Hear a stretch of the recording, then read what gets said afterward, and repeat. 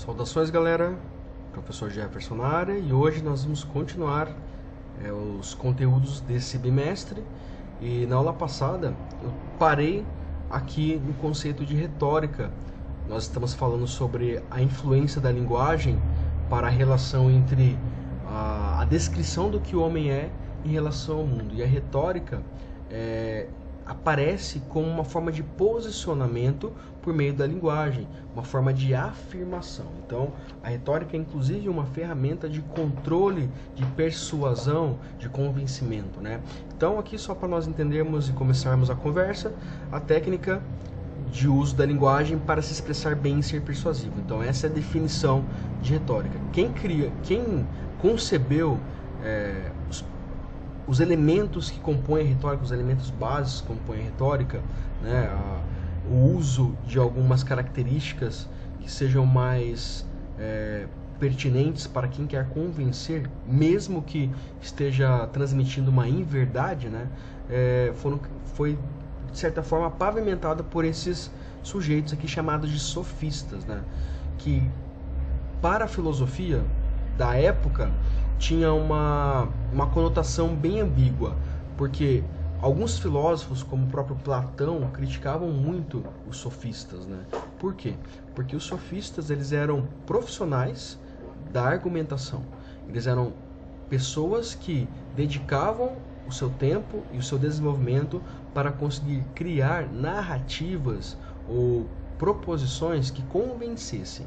E o que isso significa? Significa que eu vou usar a linguagem de uma forma a convencer, mesmo que tal postulado não fosse verdade. Muitas vezes eu posso usar a retórica para reforçar verdades científicas inclusive, mas a retórica é muito mais utilizada para persuadir pessoas que não acreditam em alguma coisa, ou que de certa forma o agente transmissor, né, o que transmite a linguagem, ele vai tentar convencer, no caso, um emissor, né? Aliás, o emissor, o transmissor é a mesma pessoa, né? O receptor é que deve ser convencido. Então a retórica ela tem essa relação de interdependência entre o emissor e o receptor, né? Quem enuncia e quem recebe o enunciado. Então a retórica ela tem muito mais foco naquilo que vai ser entendido e não necessariamente naquilo que vai ser postulado, né? Porque eu tenho que entender a psicologia do meu interlocutor para que ele possa ser persuadido de certa forma, né? Então foram os sofistas que fizeram o primeiro estudo que se tem registro sobre o poder da linguagem, considerando sua capacidade de persuasão. Em função disso, o nascimento da retórica é datado do século V a.C., né? Então, a partir disso aqui, nós temos essa diferença fundamental entre narrativa e argumento. Então, qual que é essa diferença? Uma narrativa é um conjunto de enunciados, né, ou de falas, né, de frases que eu utilizo para convencer alguém que possa que eu possa de certa forma conseguir uma vantagem, ou de certa forma conseguir afirmar um tipo de ideia, de pensamento. Então a narrativa é uma construção que ela tem muito mais elementos emocionais, elementos que são afetivos, né? Porque trabalham com os afetos das pessoas, com as vontades, desejos, etc., medos, etc., né? Já o argumento é uma construção lógica, né? Teoricamente uma construção lógica que respeita a análise das evidências e organiza essas evidências a partir de termos, de palavras, né? Então o argumento ele vai concatenar ideias, né? Que também podem ser falsas, mas dentro da experiência científica, o argumento ele tem um cuidado abstrato muito maior do que uma narrativa. Uma narrativa pode inclusive inventar palavras que não existem na realidade para o convencimento. Por exemplo, sorte. Sorte é uma palavra que foi criada para atribuir uma característica positiva que acontece pelo acaso. Então nós criamos uma palavra para expressar um fenômeno que não existe, né? Porque a sorte ela é na verdade um juízo de valor a posteriori. Você diz que uma coisa te dá sorte, ou que você teve sorte depois que um elemento ocorre, que um fato ocorre, né? Então você usa uma palavra que foi criada pela consciência humana para descrever algo que é, né, o resultado de uma série de elementos muito complexos externos que você não teria como descrever, porque sua consciência mesma é limitada, né?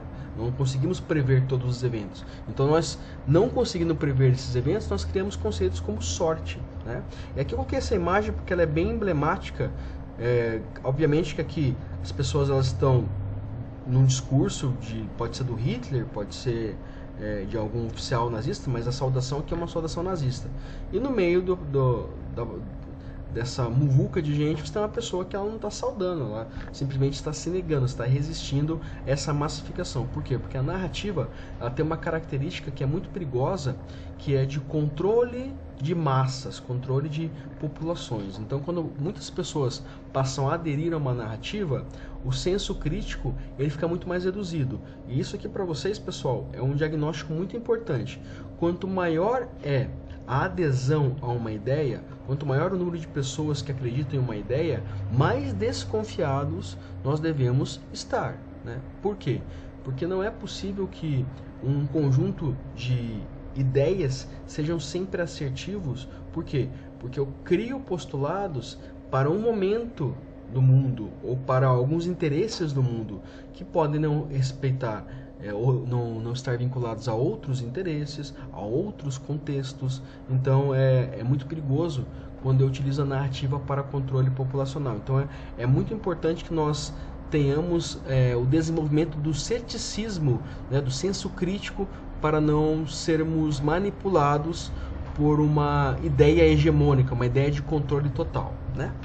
Então aqui, pensando nisso, pessoal, eu trouxe para vocês aqui algumas falácias, que são elementos ou argumentos inverdadeiros, né, que não tem um fundamento rigoroso, ou que não se baseiam em evidências, mas que são utilizados à torta e à direita para tentar convencer as pessoas. Isso desde debates políticos que ocorrem dentro de uma casa, até debates políticos que acontecem dentro, sei lá, de um contexto de eleição, né, de eleição municipal, estadual, federal, né? Então as falácias são argumentos que têm a pretensão de ser corretos e conclusivos, mas que, no entanto, possuem algum erro em sua estrutura ou seu conteúdo.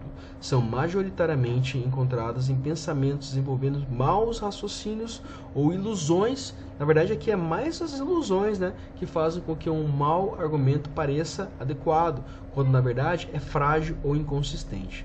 Também podem ser chamados sofismas, que são raciocínios elaborados maliciosamente a fim de enganar o interlocutor, ou paralogismos, que são raciocínios falsos, mas diferentemente dos sofismas, sem a intenção de enganar. Então aqui, um sofisma, no caso, é quando eu crio uma estrutura argumentativa que eu sei que é em verdade, que eu sei que não condiz com a realidade, mas eu utilizo para convencer alguém. Agora, um paralogismo é uma estrutura argumentativa que tinha a intenção de demonstrar a verdade, mas que ela se provou equivocada, ou que ela foi falseada por alguém, refutada por alguém, né? Então aqui, pessoal, tipos de falácias. Eu trouxe algumas aqui, as principais, né? Existem inúmeras falácias, eu trouxe aqui as mais utilizadas, né? Então a falácia do espantalho consiste basicamente em deturpar um argumento e assim utilizá-lo para atacar o interlocutor. Um exemplo aqui, ó. Maria, são duas pessoas falando aqui, dialogando, né? Maria, é preciso repensar a política de combate às drogas. Faltou colocar o travessão aqui, mas imagine que tem um travessão aqui. É preciso repensar a política de combate às drogas. Pedro, lá vem esse pessoal dizer que o melhor é liberar as drogas. Maria afirma que é preciso repensar o modo com que se luta contra os entorpecentes. Pedro, porém, já interpreta o argumento como se ela tivesse dito que o melhor seria liberar qualquer tipo de substância lícita. Ou seja, a Maria ela expressou um tipo de raciocínio, que devemos repensar a política de combate às drogas, e daí o Pedro foi lá e ridiculariza isso, simplifica isso, deixa isso superficial, dizendo que não, a Maria ela quer que libere todas as drogas, né? Então isso é uma falácia do espantalho. Por que o espantalho? Porque o espantalho é o que eu utilizo para enganar no caso, os predadores, né? Os pássaros lá que querem comer a lavoura. Então, A falácia do espantalho é exatamente isso, nesse sentido, ela cria um simulacro, uma simulação falsa em torno daquilo que foi dito com uma intenção de verdade. Então eu vou ridicularizar aquele enunciado, como foi feito aqui nesse exemplo, né? Então aqui, se uma pessoa desconhece a fala de Maria, pensará que ela defende a liberação das drogas, algo que em nenhum momento foi dito por ela. Ela só disse que precisa ser repensado. E ela poderia, inclusive, ter falado que podia ser repensado para ainda suprimir ainda mais o uso das drogas, mas ela só disse que precisa ser repensado. Então a pessoa interpreta isso da forma que ela quer, e se a pessoa tiver um pouco de malícia, ela vai tentar de fato ridicularizar o que você disse, para que perante uma plateia, a espectadores, você seja descreditado, né? Descredibilitado aqui no caso, tá? Vamos lá para mais uma falácia aqui. Aqui, ó, falácia ad hominem. Essa aqui é muito utilizada também, que basicamente é quando você ataca uma pessoa e não a ideia que essa pessoa está expressando. Então, por exemplo, sou a favor do casamento gay, X falando aqui, né? Y, só mesmo ignorante como você poderia ser a favor disso. Então, observem que Y não busca refutar o argumento. Ele não tentou explicar por que as pessoas não devem apoiar o casamento gay de maneira racional, nem porque não existe uma explicação racional para isso, né? Qualquer explicação para conter esse tipo de possibilidade vai sair de uma expressão emocional, né? De uma coisa muito particular, né? Então aqui, ó, observe que Y não busca refutar o argumento em si, casamento gay, mas parte para uma agressão contra X, chamando-o de ignorante. Então, o ad hominem é basicamente isso, é quando eu ataco a pessoa que transmitiu uma ideia e não ataco a ideia. Então, por exemplo, alguém está falando uma coisa para você do tipo, você tem que estudar. Daí a pessoa fala, eu não vou te obedecer, você é feio, entendeu? Às vezes parece até absurdo, e infantil, mas isso acontece com pessoas adultas também, infelizmente, né? Apelo à ignorância. Essa aqui é uma falácia que muito me incomoda, que é muito utilizada, né? E basicamente é quando eu quero concluir algo sobre o enunciado que eu não posso provar. Então, por exemplo, né? Aqui, existem fantasmas na casa de Pedro. Isso é uma afirmação, só que quem está afirmando isso não pode provar, mas também quem tentaria refutar isso, como assim não tem fantasma? Também não conseguiria provar, porque é um fantasma, teoricamente é um ser imaterial, né, com manifestação imaterial, né? Então aqui, ó, ninguém pode contestar esta afirmação porque não é possível provar concretamente a existência dos fantasmas. Logo, eu posso dizer que isso aqui é verdadeiro.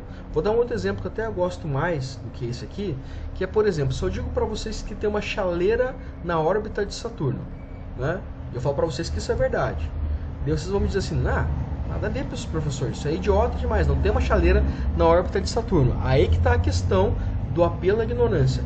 Como vocês não podem me provar que eu estou errado, né? E nem eu posso provar que vocês estão certos, eu posso dizer que sim, tem uma chaleira na órbita de Saturno, porque ninguém nunca vai poder confirmar isso. Por isso que tem um princípio da ciência que ele é fundamental para determinar o que é ciência, que é o princípio da verificabilidade. Eu só posso dizer que algo é científico quando eu posso verificar, ou seja, quando o objeto ele é suscetível de verificação, objeto de análise, né? Então, por exemplo, no caso da chaleira, ninguém pode verificar se tem uma chaleira na órbita de Saturno. Então, a tendência humana é falar que, já que ninguém pode provar, então existe. Isso passa muito pela figura de algumas questões religiosas, tá? Já que as pessoas não podem provar, eu vou dizer que existe, tá? Vamos para as próximas aqui. Tsukuoki, ou você também, né? Essa aqui é muito utilizada por vocês, que é do tipo, fulano, senta no lugar, né? Fala, professor, mas o outro fulano também está de pé. Não, mas eu não estou falando do outro fulano, estou falando de você. Depois eu falo com outro fulano. Então vocês usam muito isso, inclusive com os irmãos de vocês, né? Eu usei isso quando era mais novo, às vezes uso, porque isso aqui é muito comum nas nossas conversas, né? Então essa falácia se estabelece quando se usam erros cometidos pelos outros, né? Principalmente pelo próprio oponente na discussão, para desconsiderar o argumento apresentado. Um exemplo aqui, ó. Como posso aceitar o argumento de que fumar faz mal à saúde se é dito por um médico que fuma tanto quanto eu, né? O fato de um médico estar dizendo isso não desabilita a informação, né? Pode inclusive desabilitar o médico, que vai fazer dele um hipócrita, né? Alguém que fala uma coisa que não está vinculado à sua ação no mundo, né? Então isso é hipocrisia. Quando eu falo alguma coisa, eu defendo algum valor que eu mesmo não aplico na minha vida. Então isso pode ser chamado de hipocrisia, mas a informação de que fumar faz mal, ela é verdadeira. Mas se eu entender que isso aqui, de certa forma, pode ser burlado, eu uso a falácia do você também. Ah, por que você está falando para eu parar de fumar, sendo que você também fuma, né? Então, isso aqui é a falácia do você também. Envenenando o poço, essa aqui também é muito utilizada, né? Esse tipo de incorreção caracteriza-se pela rejeição de um argumento baseado em uma condição negativa. Não importa se verdadeiro ou falso acerca da pessoa que o proferiu. A situação particular do sexo, idade, raça, que falta um R, tá? Religião, profissão, etc. em nada deve afetar a aceitação de argumentos proferidos por uma pessoa, né, por essa pessoa, mesmo sobre os temas nos quais possa ter motivação ou interesses particulares. Podemos no máximo ter motivo para desacreditar o seu testemunho, né, mas não podemos dispensar seus argumentos apenas por essa razão. Então aqui o ad hominem faz muito isso, né? Então um exemplo disso aqui, ó, cala a boca, criança metida, como pode querer dar conselhos a um adulto, né? Então na verdade é um tipo de junção entre o ad hominem e a falácia do espantalho, porque eu vou ridicularizar o agente para que ele não tenha nenhum tipo de projeção perante aquilo que ele fala, né? Então isso aqui também é muito utilizado, né? Apelo à emoção, pessoal, apelo ao sentimento.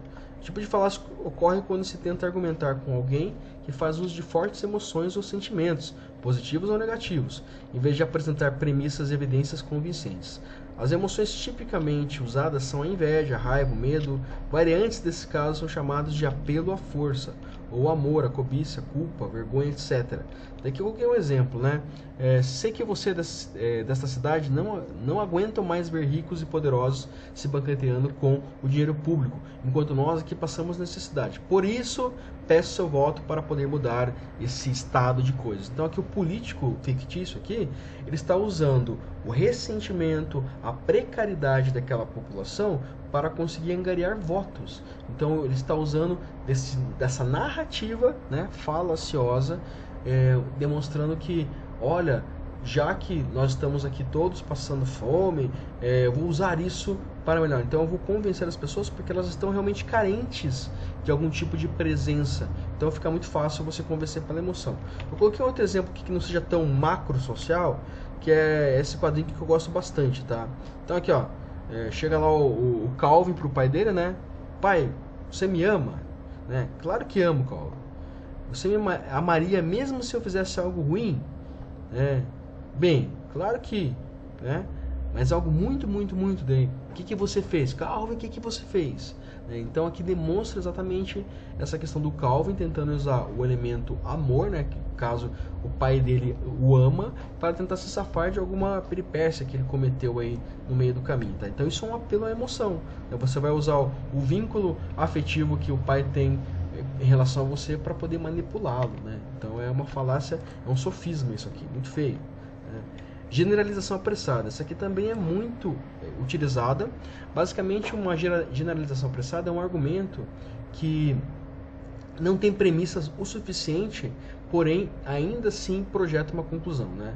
Então também ocorre quando a amostra usada para obter as evidências é pequena demais. Então, exemplo, acabo de sair de um táxi cujo motorista confessou não gostar de pessoas negras. Acho que todos os taxistas são racistas.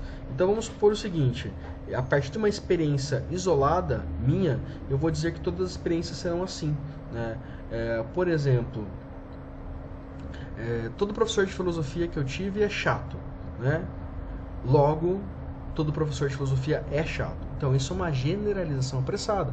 Por quê? Porque você não consegue a totalidade dos fenômenos. Então quando você determina que uma coisa isso tem um peso, né? E esse peso ele pode ser mentiroso, pode ser falacioso ou pode ser verdadeiro. Geralmente, uma estrutura lógica correta faria uma análise detalhada, né? Uma análise de semelhanças e diferenças em cada uma das premissas que determina essa afirmação, tá? Então, no caso que para realmente saber se isso é verdade, eu teria que andar de táxi com todos os taxistas do mundo, para depois inferir que sim, todos os taxistas são racistas, como na verdade isso não acontece, porque é um absurdo, né? Então, a generalização apressada, ela é muito utilizada também, tá? Daqui, pessoal, eu não vou colocar todas as falácias, mas eu vou, junto com essa atividade, eu vou mandar esses dois links para vocês, tá? Um é esse aqui, deixa eu abrir aqui para vocês verem, né? Opa, será que não vai abrir? Vai. Deixa eu fechar essas coisinhas aqui. Aqui é uma enciclopédia das falácias, né? Tem as principais aqui, na verdade. Então você pode ler todas as falácias aqui. Eu peguei algumas só, né? Então, por exemplo, a pela natureza, que eu não coloquei ali. Não. Nesta falácia alega-se que um argumento é obviamente verdadeiro, porque se refere a uma lei da natureza. Ocorre também quando se considera um comportamento justificável, porque ela faz supostamente parte da natureza do ser humano. Não é claro que homossexualidade é um comportamento errado.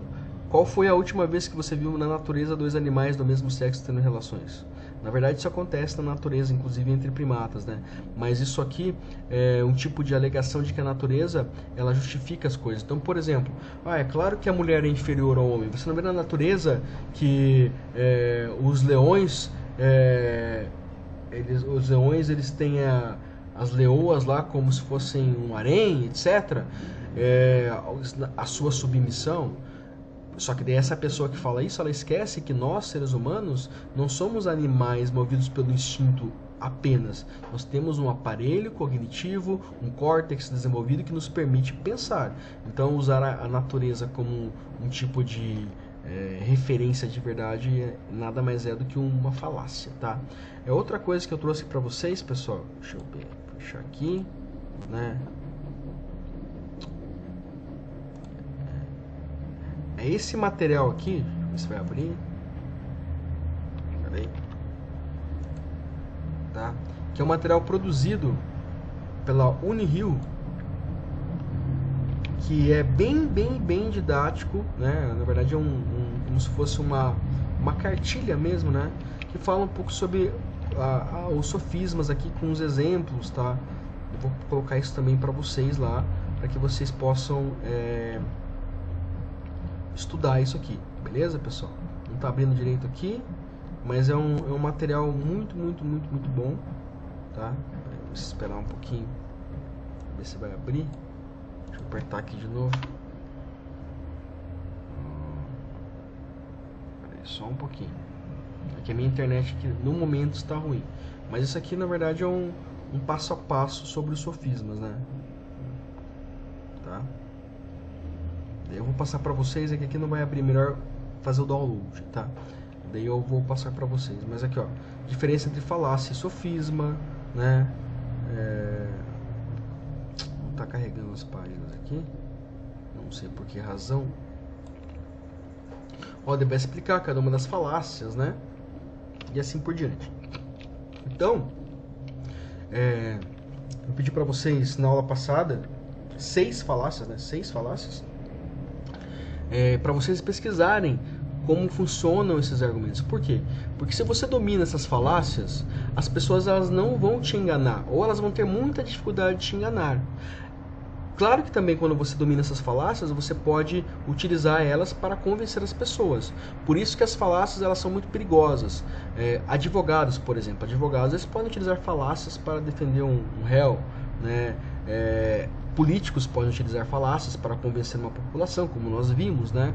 Então tudo isso é muito perigoso. Existe um livro de um filósofo chamado Schopenhauer, né? Arthur Schopenhauer, que é um livrinho pequenininho, assim, que é como vencer um debate, né? Uma discussão sem ter razão, onde ele apresenta as falácias, né? E também o perigo que elas têm. Então as falácias elas são muito importantes, o entendimento delas, para você não ser ludibriado, para você não ser enganado, né? E também para você de repente querer convencer alguém se você tem essa intenção mais negativa, mais maléfica, tá? Aqui acho que vamos ver se carregou aqui. Não vai carregar tudo, mas quando eu passar aqui para vocês só baixem que vocês vão conseguir. Beleza, pessoal? Então não deixem de fazer a próxima atividade que eu vou mandar agora junto com esta aula, que basicamente vai ser, eu vou colocar um texto, tá? E vocês vão analisar quais são as falácias desse texto. Beleza? Então vai ser uma análise de texto. Vocês só vão dizer qual é o tipo de falácia que está sendo apresentada neste texto. Beleza, pessoal? Então, tô ficando por aqui. Até a próxima aula. Um abraço.